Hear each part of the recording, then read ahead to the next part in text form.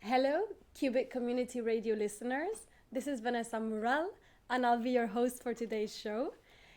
This is Art Fictions, which was created by artist Gillian Knipe. It explores the art of stories and the stories of art. My guest today is artist Rosie Gibbens. She has selected a fictional book for us both to read and kickstart the conversation. We'll be winding our way through the text, its characters and ideas, then ending up at what's going on in Rosie's studio.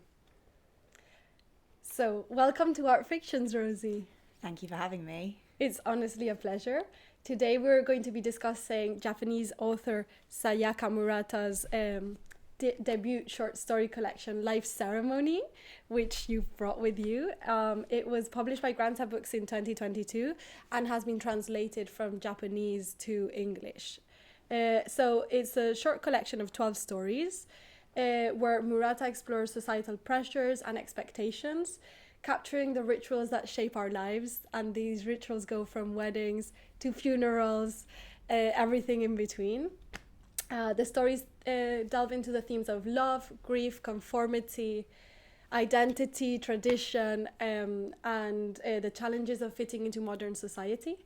They offer a reflection on our own lives and experiences. So Murata has also written the acclaimed novels like Earthlings and Convenience Store Woman, which I know you've read, both of them. And her texts often delve into the lives of marginalized individuals and provide commentary on the Japanese society and human behavior. So there's quite a lot to unpack here today. My first question is to know what drew you to Life Ceremony and made it a must-read for you? Sure. Well, it's a book that has everything that I look for. It has a real dark humour and kind of body horror element that comes together to make these very strange and unsettling narratives that kind of are both really appealing and kind of beautiful, but also quite disturbing and make you kind of question the way that society is organised. Mm-hmm. And yeah, I read Earthlings, which I loved, and before that Convenience Store Women. And yeah, the two stories we're going to talk about today just felt most fitting to my work and also easier to talk about because they're a bit shorter. Yeah, so it was super difficult to choose which story was the one that really spoke to you. So you were like, I want to talk about two stories. So which one do you want to start with? Yeah, so I think there's two stories in the book which are good parallels to each other because one is about a funeral and the other one is about a wedding, and the book kind of looks at different rituals of everyday life and kind of rites of passages. So Life Ceremony is one we should start with, I think, and the other one is called A First-Rate Material. But Life Ceremony is focused around an alternative society, which most of the stories are. They're kind of a society where something that might seem taboo within our world becomes the norm, and then the characters that we follow often either choosing to participate or finding it strange to participate in that kind of otherworldly setup. And so Life Ceremony, shall I give a bit of a description? Yes, please. Sure. So in this kind of, I was going to say dystopian, but actually it's not dystopian, it's just different. In this different society, when somebody dies, people gather together to cook and eat their bodies within this life ceremony, which becomes they call it an insemination kind of party at the end. So you eat the bodies and then you kind of couple off and have sex and procreate. Mm-hmm. And the main character of the story, she starts by feeling a bit uncomfortable about this process, and she makes friends with a colleague at work who then dies. And through the life ceremony, she starts to understand and kind of believe in the ethics of the society that she's in, and kind of think that the life ceremony is a good thing and a kind of intimate thing and something that we should that she wants to partake in. So I guess we start the book in a way that as readers we're put into this context which we think is quite, as you said, dystopian, in the sense that we're eating this human flesh, and the protagonist is like, I don't want to participate in this. She puts these like excuses of having her period or feeling ill, or saying she's unwell, and then it's like trying to avoid to eat the human flesh. But throughout the book, there's this transformation of values, of morals, of like what's the normatives, and she ends up really enjoying this consumption of flesh. Yes. And we were talking about this idea of consumption and cannibalism as consumption, and how does it have like a sexual undertone to it? Yeah, in a way, actually, it's not that she's disgusted by it like the reader feels, but she is more kind of apathetic. She just isn't really sure what she thinks, and she remembers a time when she was younger where it was not usual to eat people, and that now it is, and she's confused by how morality has changed and where she fits in with that. But yeah, in terms of the sex and death is always kind of a double-pronged thing, I think, in life and in art. The creation and destruction. And yeah, in the book, in that story, it's interesting because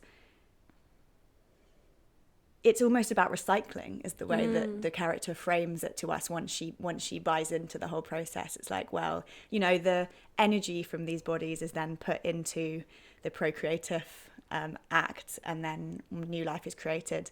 But I do think that the author is really also questioning this quite kind of like heteronormative way of thinking about sex as well, and also questioning what the purpose of sex is. And in a lot of her books as well, I think she is interested in the idea of kind of being asexual. A lot of her characters try not to have sex, or they want to have relationships where they don't have sex. So I think she's interested in kind of, questioning. The whole books are about questioning essentially like conformity. Yeah. And in the stories we're talking about, she's just setting up a conformity that's so different to our own. Yeah. I guess something to mention is that the reason they are eating this human flesh, all of the organs, all of the meat, is because there is a lack in there is a possibility of human extinction in this society, that in the context of the book. And there's this idea that by eating the meat, it's like a ritual, which is like a very, in some ways, healing. It's the characters that undergo this process of cooking and feeding, it's like a healing and a closure with this death. And to some ways it kind of motivates people to couple and then procreate. Yes. So, and not in a romantic way, in a purely kind of yeah, utilitarian so there's way. This kind of dilemma, like sex is not considered, well, I don't know what's the limit between pleasure, like is it pleasurable, is it not pleasurable, is it just purely to procreate? Then there's other dilemmas that come in the book, like these children's centers that appear throughout the book. I don't know if you want to like talk a bit about these dilemmas and the relation with the abject. Sure. So the children's centres, it's very much like in Brave New World, where you can kind of send off your baby that you've had during the life ceremony, usually with a stranger, to then be brought up by the state. And in the book, in the story, some people are kind of pro that and some people are against that. And again, the author's really thinking about morals, where morals come from and how they're constructed, and also how kind of interchangeable they are. So maybe I'll read a quote, because the quote in that story that I love, it's so short, but I think it sums up the point, which is, normal is a type of madness, isn't it? I think it's just the only madness society allows is called normal. And I think you were telling me about an interview with her where she talks about aliens coming to Earth and kind of looking down and seeing human interaction and kind of the way that we live our lives, and it being kind of arbitrary and absurd. And I think that's something I'm interested in general. As, let's say, animals in our nature, like we use clothes, we have furniture, we have these buildings. Every other creature in this planet is unclothed. Like, imagine how aliens perceive humans. Like, they must be thinking we are such weird creatures. Yeah, and actually her book Earthlings, which I'd also recommend, the main character in that is she thinks that she's from another planet, and it's about her trying to kind of get back to her home planet, but also observe kind of anthropologically the way that humans are living. But that link to animals, I think, is also really interesting, because the two stories we're going to talk about, they both kind of are constantly thinking about the difference between how humans and, well, non-human animals and humans kind of interact, and also the differences and similarities between them. So shall I read that long quote? Yeah. Because I think it both describes the story we're talking about, but also that link to the animal. I'll try and do it in my radio voice. So, guests at a life ceremony would eat the deceased's body and also seek an insemination partner among the guests. As soon as a man and woman coupled off, they would leave the ceremony and go outside for insemination. Based on the idea of birthing life from death, this ceremony was the perfect fit for the mentality of the masses and their unconscious obsession with breeding. Recently, I'd been getting the feeling that humans had begun to resemble cockroaches in their habits. Cockroaches would apparently all gather together to eat the deceased one of their number, and I'd also heard that cockroaches about to die would lay a number of eggs. Tribes that gathered to mourn and eat the deceased had existed since antiquity, though, so it wasn't as though the custom now had only just sprung up among humans. Yeah, it's really beautiful. I mean, it just shows, the legacy of these rituals. But I actually Googled it, and cockroaches don't do these rituals. Really? Oh, I love that. But cannibalism does exist within animals. Mm-hmm. It is something that does, but sometimes it's for protection or for other reasons. But it is more the fact that we eat animal flesh, but not human flesh. Yeah, I think there is a part in the book that I found really interesting where the character who actually dies says he's a meatarian because he wants to only engage in eating meat in order to taste better for the people that eat him when he's dead. Yeah. Which I thought was such a conflicting concept in today's times where, people are, more and more vegetarians or vegans. So it's just like it really twists every single concept. Yeah, and it kind of makes you question what you think, because the things that in the book that seem very uncomfortable to us, like cannibalism, is argued in a way that seems almost strangely reasonable and seems like it makes sense. But maybe we should circle back around, because you did ask me about the abject. Mm-hmm. And I think this link to the grotesque and the bodily is like a thread throughout the stories that I find very attractive. Because basically the idea of the abject is like a breakdown between the self and the other, and like a discomfort and breakdown from meaning that comes from that.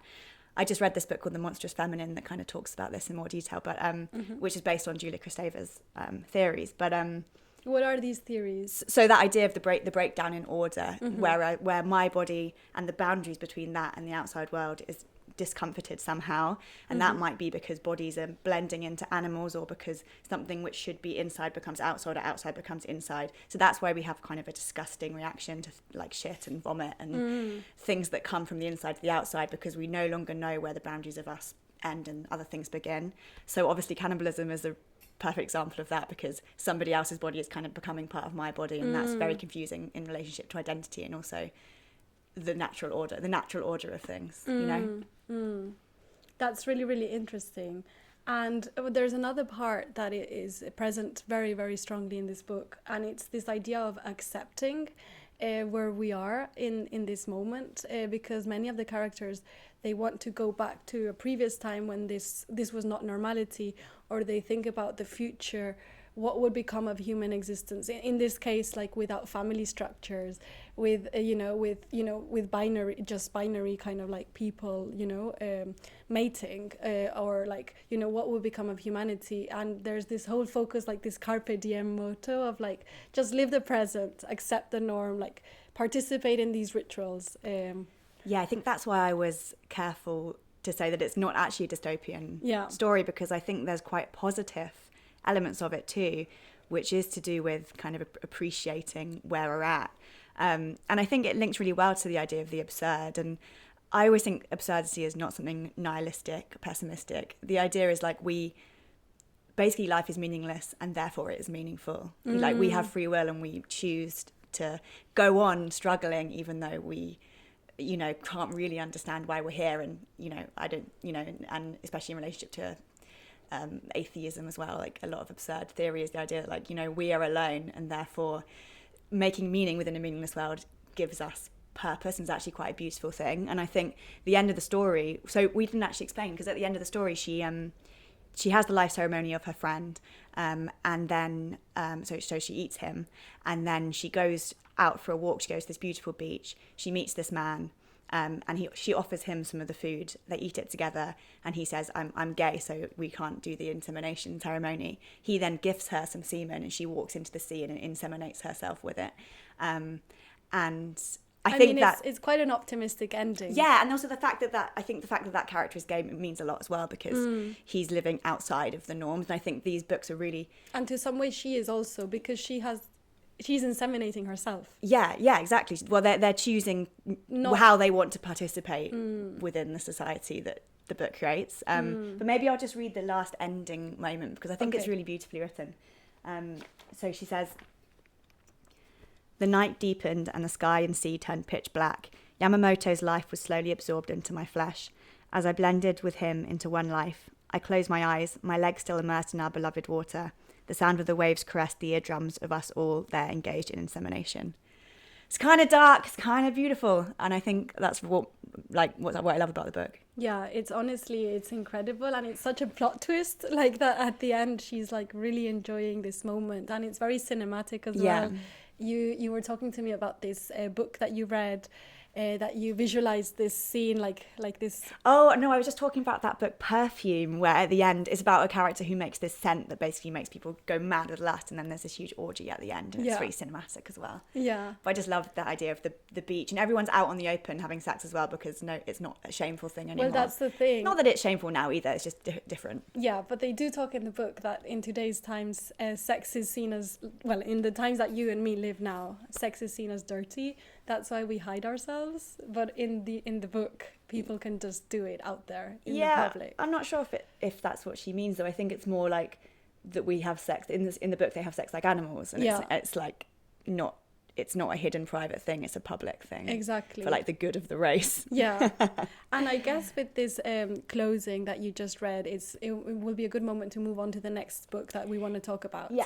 Which is called... Next Story. Exactly. A First-Rate Material. So do you want to give us a bit of an overview of what this story is about? Sure. Yeah, it's the first story in the book. And when I read it, I was immediately like captivated. So it starts with a character who goes for dinner with her friends, and she's wearing a jumper that's knitted from human hair, and it slowly becomes clear that this is a world where human remains are reused after death, either as clothing or as furniture or as jewelry. And there's lots of really like incredible descriptions of how different parts of the body are like practically used. And the main character is getting married, and her fiance is strangely averse to this process of reusing bodies, but we kind of take the position of the protagonist who loves it. So there's this weird thing where we are identifying with the person who is part of the taboo that in our society feels very uncomfortable, and the person who's like against our protagonist is the person who is more how we naturally would feel.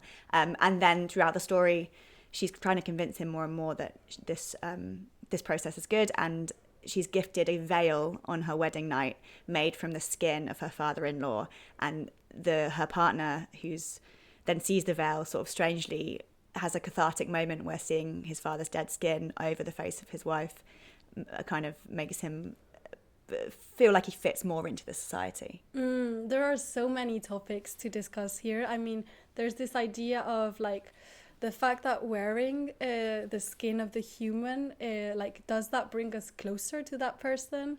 Does it like enhance a connection with them? You know, maybe there's a part that it's like it's kind of like analyzes like is that the husband healing with his traumas? Maybe he didn't have a relationship with his father, and it's very like a Freudian kind of mocking. Yeah, it's a very funny bit where he.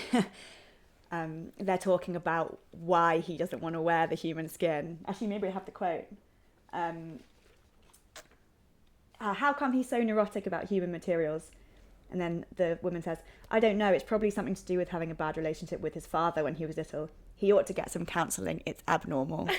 So it's kind of making fun of, in a way, like how we read into trauma. But also, like, more seriously, it's like, well, the question throughout the stories is, well, what is normal? And it's just kind of happenstance that the society has developed the way that it has. By It the- could be another way and we would find it completely acceptable too, and morals are fluid. Exactly. I mean, by the end of the book, I even question my own morals and values, because the protagonist in this case is really defending her stance of like reusing human skin is so valuable. I mean, it is barbaric Not to do not that. to do Yeah. that, because why would you not recycle a material, you know, and reuse it? And you know, she finds our society, like his value is barbaric for burning humans Because it's not being recycled. exactly. Yeah. So there's this idea of waste, there's this idea of recycling. In a way, it's like this idea of immortality as well, like these objects that are being made with human flesh, with human bones, skin, do they live longer than humans themselves? I mean, And again, it's breaking down this boundary between what is a being and what is an object, and the boundaries between life and death, but also yourself and another thing. I guess similarly to the first book that we were describing, there's this cycle of life repeating itself, where you're a human, you live your life, but then you're transformed into being an object, which is more permanent than yourself. And at the same time, in the first book, with the eating, the consumption of the human, it's kind of transformed into a new being that comes out of there. Yeah. But what I really loved about this story as well was how sculptural it was. The fact, like, you really kind of imagine all of these objects, like bone rings, tooth earrings, ribcage tables, finger bones, clocks, dried stomach lampshades. I mean, it's truly incredible. It's really beautiful, and it just captured my imagination so much. And as a teenager, I loved H.R. Geiger, and I went to his house in Switzerland, where he has all these chairs made of, obviously not, actually maybe some of them are real. They're made of spines and stuff. And it's got a very science fiction aesthetic to it, which I find really quite intriguing. And there's this kind of, again, barrier between what's beautiful and what's grotesque, right? Yeah.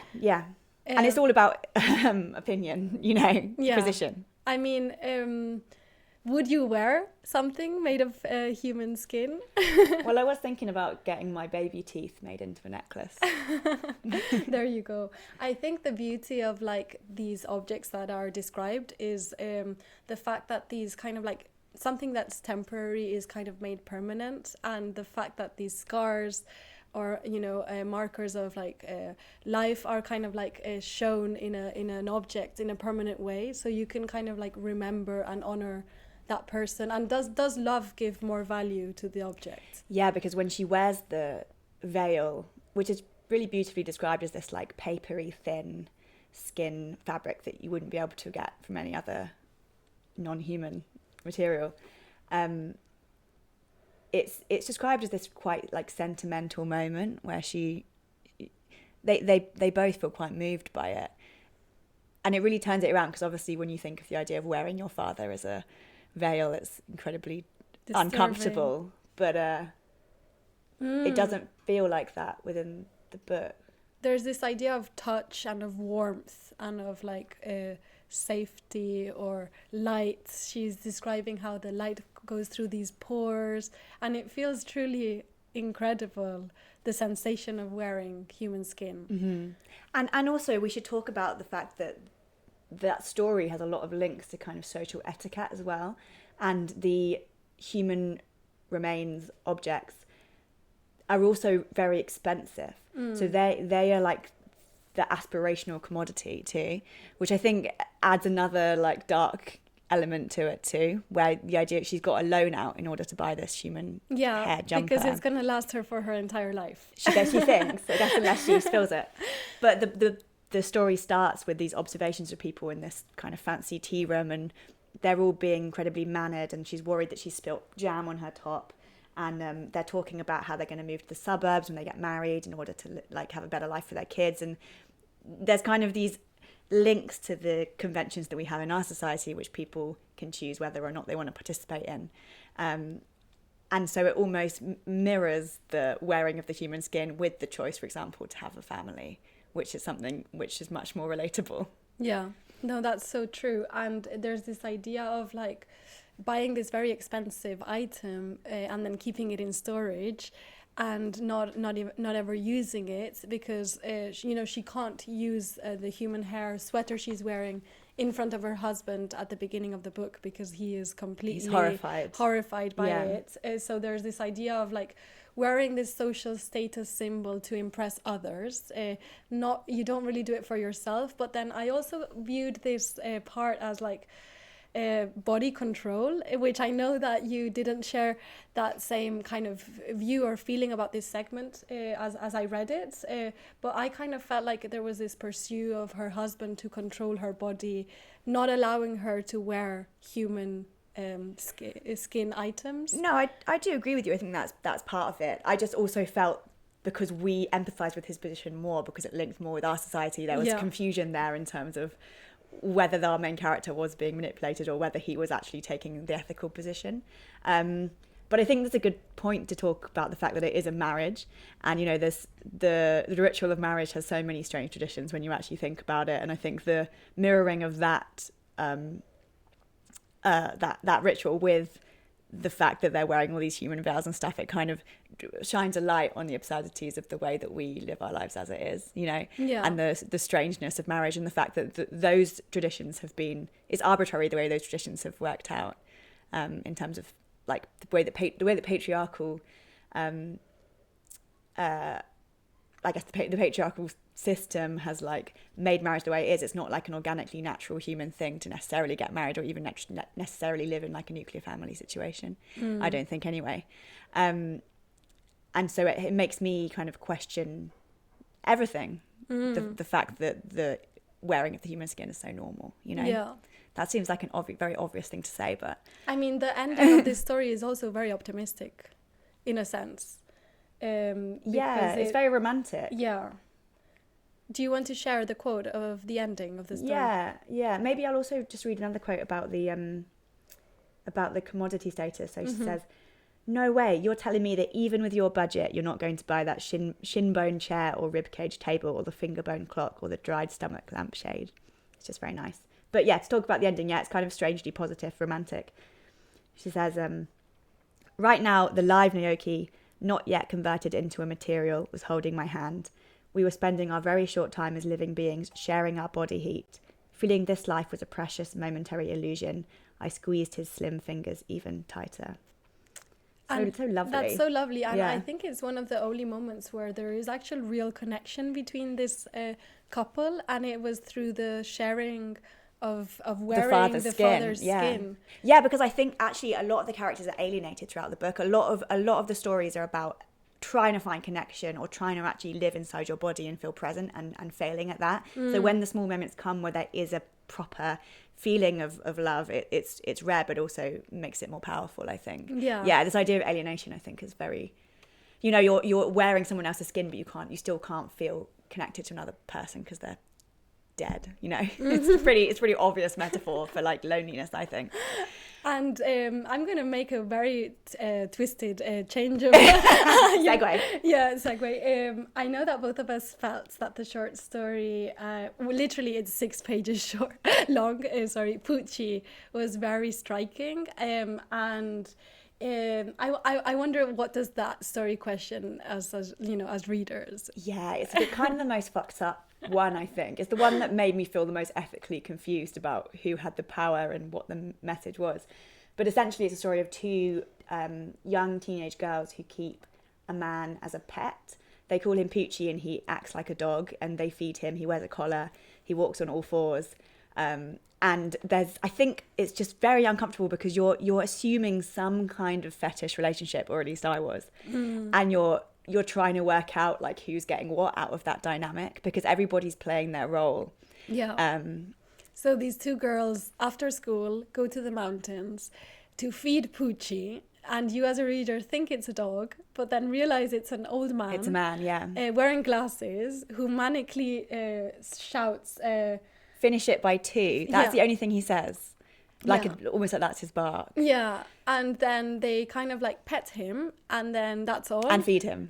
Yeah. And we both found it so disturbing, and I still question why, because, you know, as you said, everyone's taking their own roles, they're accepting their roles, they're living their roles, but for some reason it just feels very disturbing. I think because you expect that the power is in the man, but actually it might be with the girls. It's kind of unclear whether he is there by choice or because he can't get food anywhere else. Yeah. But the fact that he's saying finish it by 2, I just kept thinking it feels like that's something you would say in like an office environment. Yeah. Like finish it by 2. Yeah. So I almost wondered if he'd rejected his role as like a functioning cog of society and decided to become a dog. In one review that I was reading, that was written, they interpreted him like a homeless person.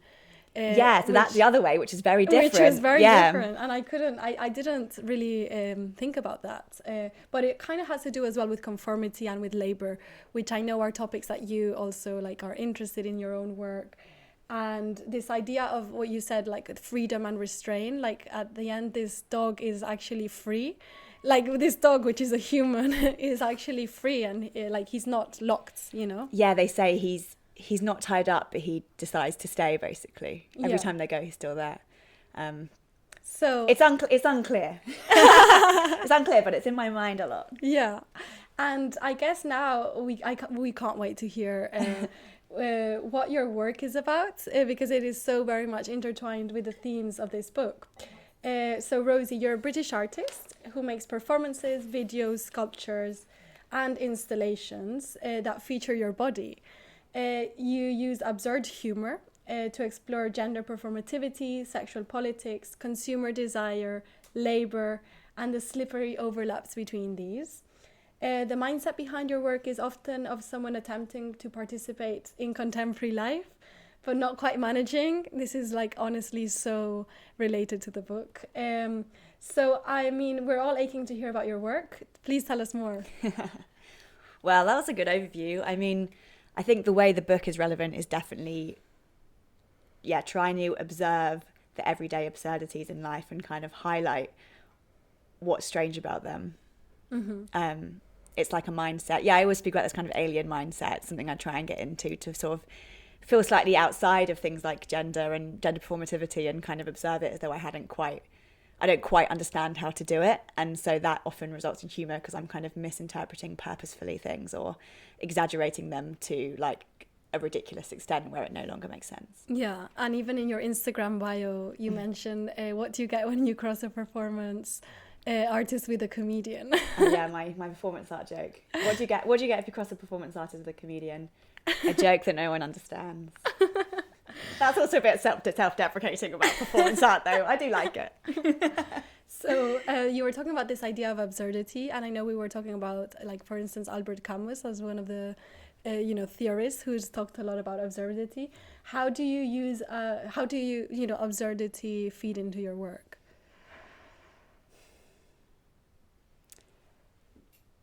Yeah, the absurd, it's a tricky one because it has so many different definitions by different philosophers and stuff. I think in a way I use it in the more colloquial sense, which is like a thing that seems bizarre or somehow unsettling. But this Camus story of the Sisyphus story is basically this idea that you push the boulder up the hill, the boulder rolls back down, you push it back up again. It's this kind of pointless circuit of life where you're kind of striving to a goal which is ultimately meaningless and then repeating it. And I really don't think that is nihilistic, although some people would say so. I think it's actually positive, which comes back to how we spoke about the stories and this kind of the pointlessness of life actually making it meaningful. But these cycles definitely inspire my work. I'm definitely interested in like the processes of like everyday processes of like keeping things clean and they become dirty, or kind of the trying and failing and these cycles. But I think it's easier to talk about specific projects. That's what I was going to get into. Can you tell us more about your recent project, Planned Obsolescence? Sure. So I think a work that fits very well with the first rate material story, which is the previous one we spoke about, is this piece called Birthday Suit that I made earlier in the year. And it's essentially a business suit made by stitching and sewing together photographs of my naked body, made using photogrammetry scanning technology. And so with that, I can literally put on my own skin, and I think that links so well to the the first great material. How many layers of skin can you have? Like your skin over your skin over skin. Layers and layers of my own body on top of each other. It's almost like putting on myself again and again and again. Yeah. And I know that you use this digital check motif as well as a reference to nothingness. And well, not in this particular work, but we will get into that as part of the series. Yeah, so the series Planned Obsolescence, it involves sculptures, video, performance, and works on paper. And it's based on bodies and printers, domestic printers combining. And I use, as part of that, this grey and white check, which comes from that photogrammetry scan that I mentioned earlier. Which is basically when you have cameras circling the body, which then take a 3D image. And when you get back that image, you have both a PNG flat form, which is what I made that skin suit out of. And you also have the 3D digital body, which is made of this grey and white check, which is something that I use again and again in that series to kind of represent for me kind of the layer beneath the skin. I'm always thinking about what different materials represent. So, for example, velvet might represent the flesh layer when the skin is peeled off, and then below that you have the organ layer. The check layer is kind of a strange negative space layer for me. And sometimes digitally. you put it at the top layer as well. Yeah. I mean, I'm always changing around the layers.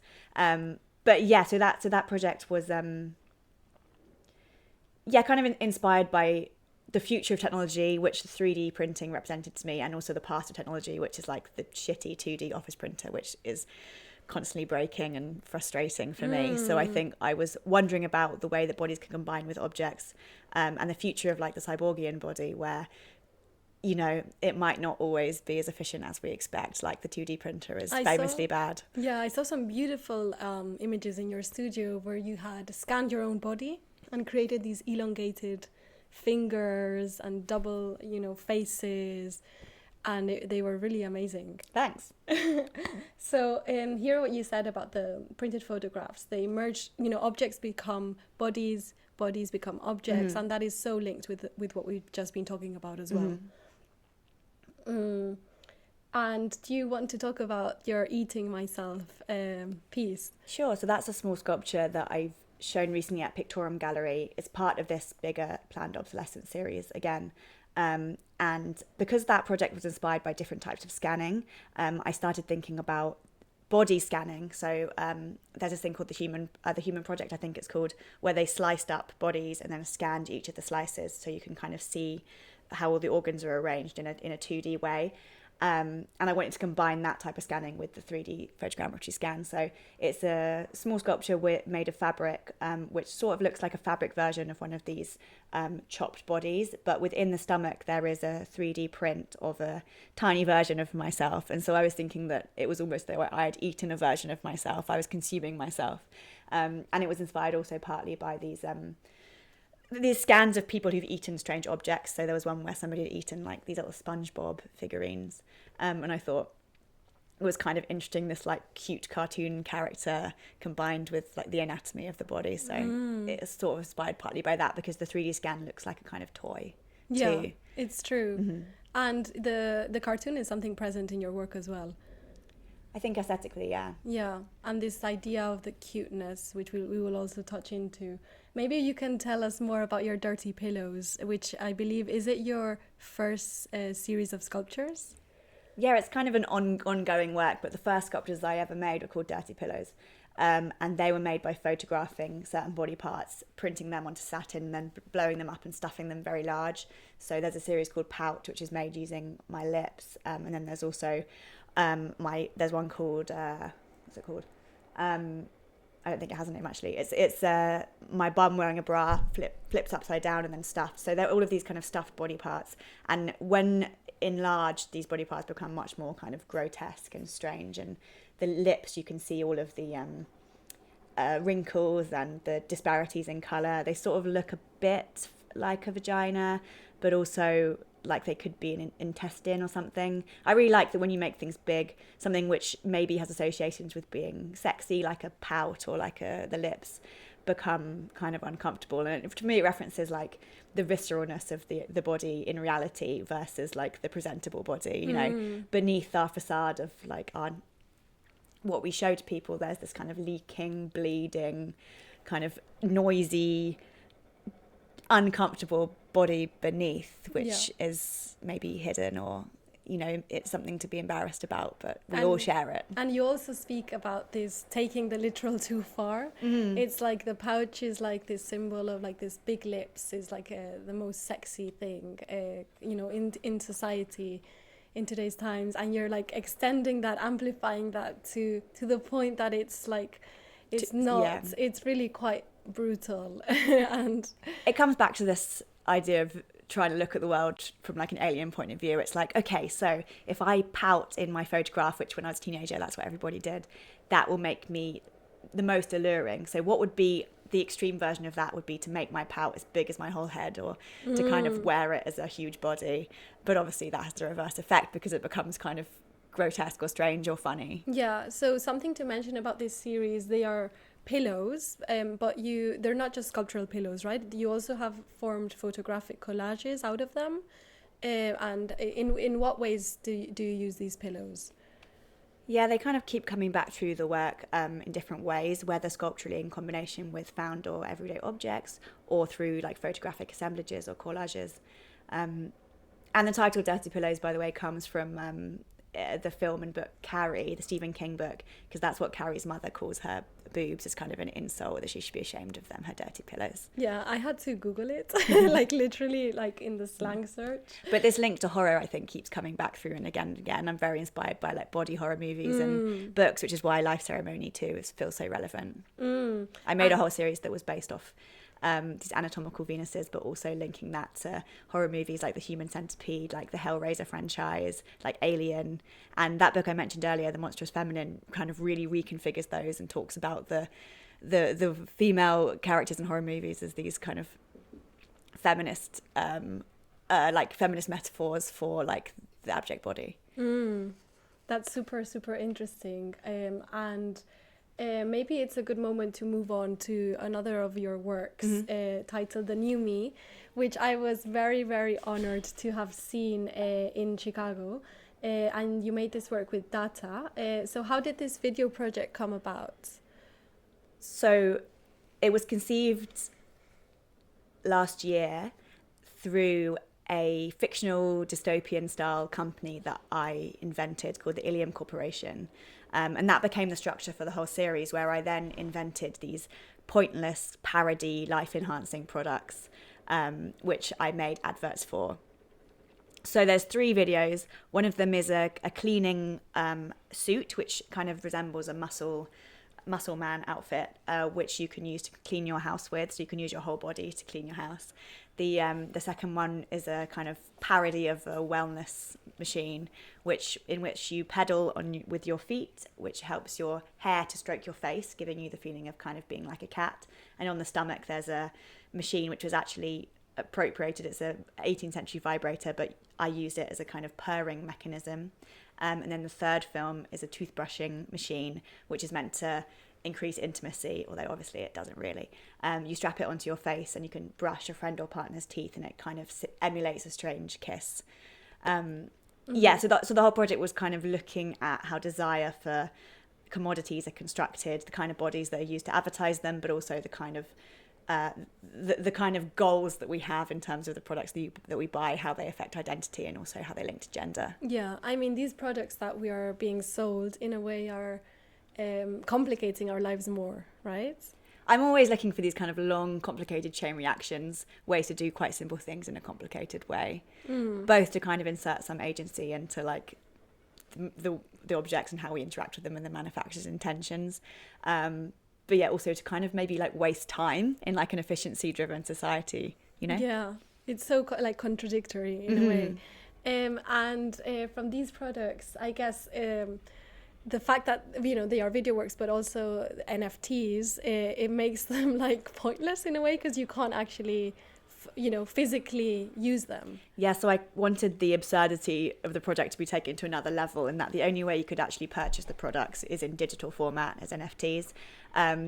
And it kind of interested me, the idea that you might have like a metaverse home or a metaverse body, which obviously doesn't need to be maintained. You don't need to clean it. You don't need to brush your teeth. But that maybe items would still be put in those spaces as like a mark of some kind of social capital. So maybe you still have a Dyson Hoover in your metaverse home, even though you don't have to use it. So yeah, you could only buy these products as digital versions, which I thought was kind of interesting. And the aesthetics that you used to make these videos, they had this kind of like advert-like DIY housewife. Yeah, well, it was kind of, I wanted to use a sort of retro-futurist aesthetic, because I'm always really interested in like projections of the future but made in the past, when we can't quite understand when people haven't quite understood what's possible yet, it kind of skews their understanding of what technology will become. So the three products that I made are very low tech, and they're kind of cobbled or Frankenstein together from existing items from the past, rather than, you know, being made in VR or something that would actually be a future dystopian thing. I was kind of imagining what the future would look like, but if I lived in the past. Do you see what I mean? That's so fun. I mean, there is an element of play in all of this, right? But I know that you do mention that your process is very, you know, you're quite strict and methodical in your process, but at the same time, when you're looking at these videos, it's like so fun to just see how you're like really pushing your body to the limits.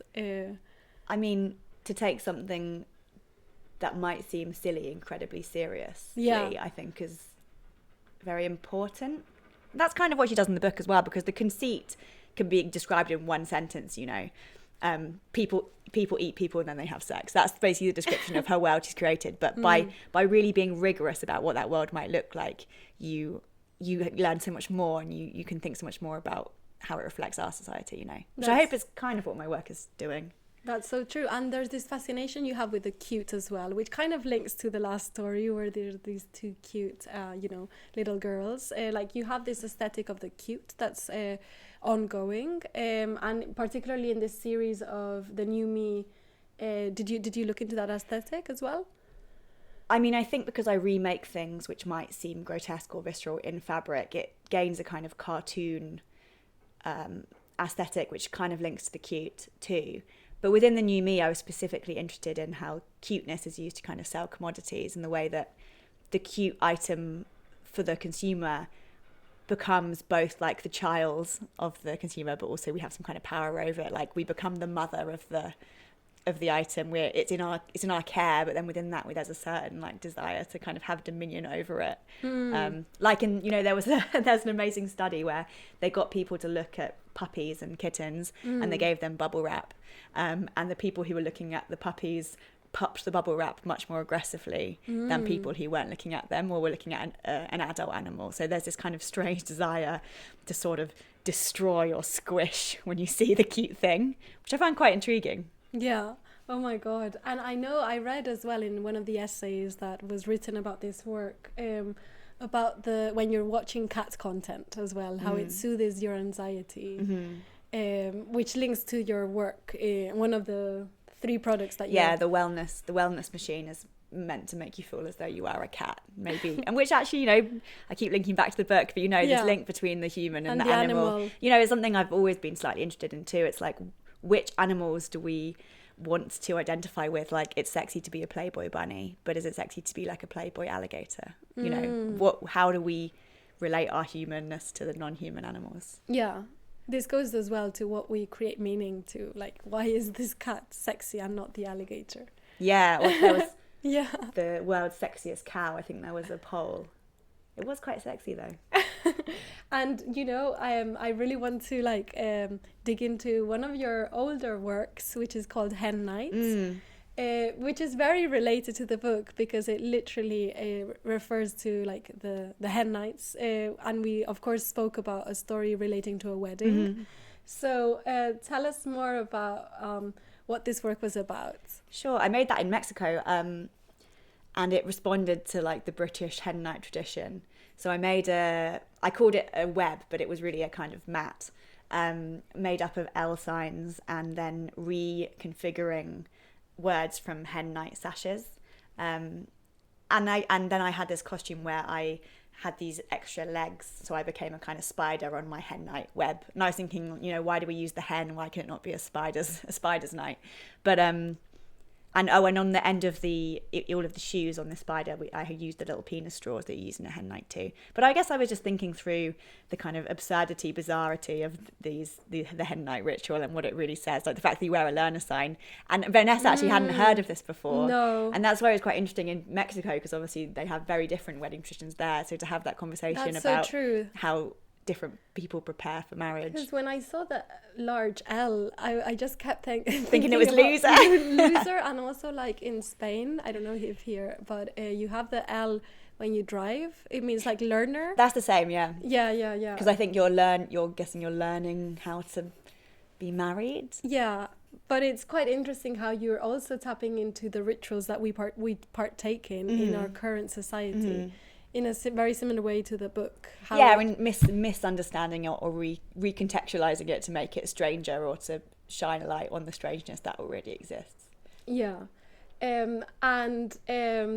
I guess this comes to like a natural progression where we're dying to know, where can we see your work? Do you have any upcoming shows, any place, any upcoming projects? So that work I spoke about earlier, the Eating Myself, is part of a bunch of works that are in a show at Pictorium Gallery. There's a group exhibition called Bodies, Gluttony and Me, and that is until 15th of June.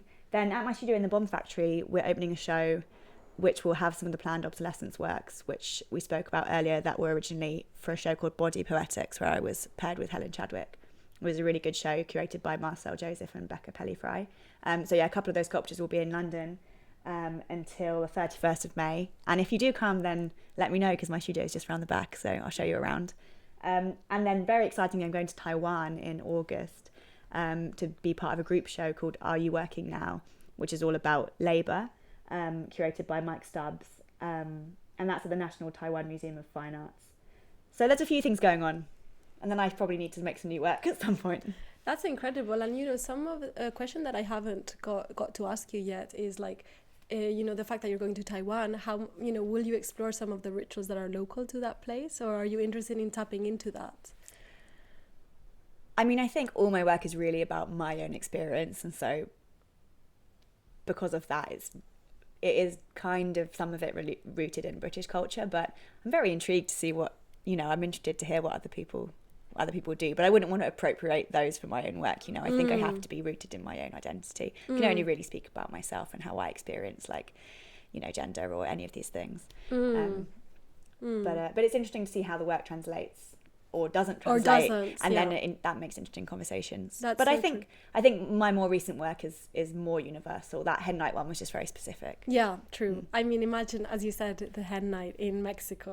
It's a completely different interpretation of it. It's like the lost in translation energy.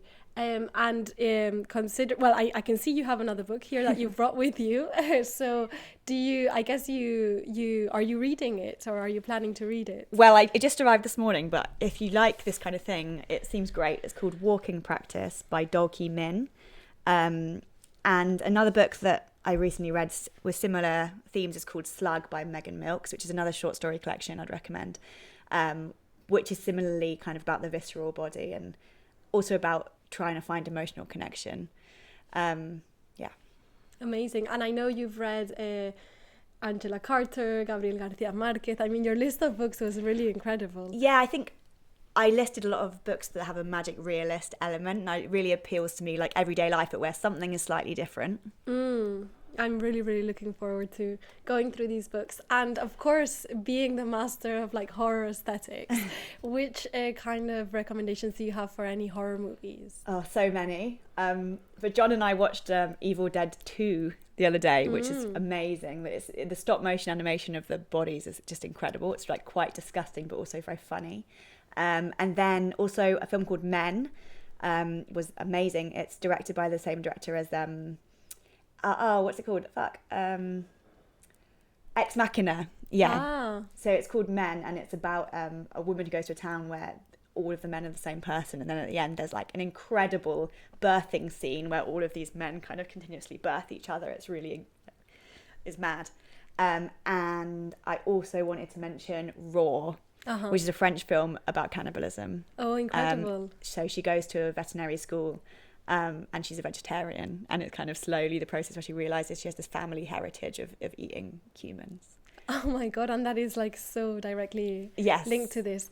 You know, I'm just thinking of a question that I forgot to ask you, and I wonder it might be a good moment, but it kind of relates to your future projects, and I'm wondering if you're planning to do any more like pointless machines in the future to extend this, you know, new me project. Well, I recently found in the library at the Museum of the Home this drawing by a satirical cartoonist from the 16th century, I think, called the Moll Handy, and it's basically a design for a housemaid of the time made using the tools of her trade. So she has like a washboard as her body, she has a thimble as the head, her arms are bellows. So I really want to continue this, like use that as the inspiration to make a series of sculptures that make human beings out of objects in a kind of cyborgian way, and ideally having some kind of mechanical element as well. I think that's the next stage. Yeah, like a kinetic. Yes. Because at the moment, all of the mechanical elements, you are moving them yourself. Sort of like puppetry, yeah. Yeah. Which I'm not going to move away from totally, but I think it would be interesting for audiences to be able to interact with them too. To make it more participative. Yeah. Okay, that's really interesting because I've seen your performances and you are like the director of the orchestra. Yeah, I mean, I have to work it out conceptually because a lot of the reasons why the sculptures come alive is to either reject like a passive position or to kind of look back at a possible like objectifying gaze. So I suppose if the viewer is then becoming part of that process, I need to work out what that means for like the sculpture's agency. And that links so well with the book because the cover is an eyeball and I'm wearing an eyeball that you made for me today. And I know that you use a lot of eyeballs as a strategy in relation to the gaze. Yeah, I know. The fact that the eyeball's on the cover is like kind of by accident, but it's very like on brand. Yeah. Well, yeah, I keep using the eyeballs. I think very simply, it's a way for them to look back and to be my eyes when I'm not there, because often the performances will have a life as an installation afterwards or before. Yeah. Amazing. So I just wanted to thank you, Rosie, for your time and for being on Art Fictions, and also thanks to the listeners. If you want to get in touch with any responses to today's program, you're welcome to email artfictionspodcast@gmail.com and to support production via patreon.com/artfictionspodcast. This episode will be available in abridged format in a week's time on Spotify, Apple, Stitcher, and across all major platforms, along with the back catalogue of previous episodes. Once again, thank you so much for listening, and thank you to Andy Armursha's brilliant Cubic Community Radio for making this recording possible. Have a great week. Thank you.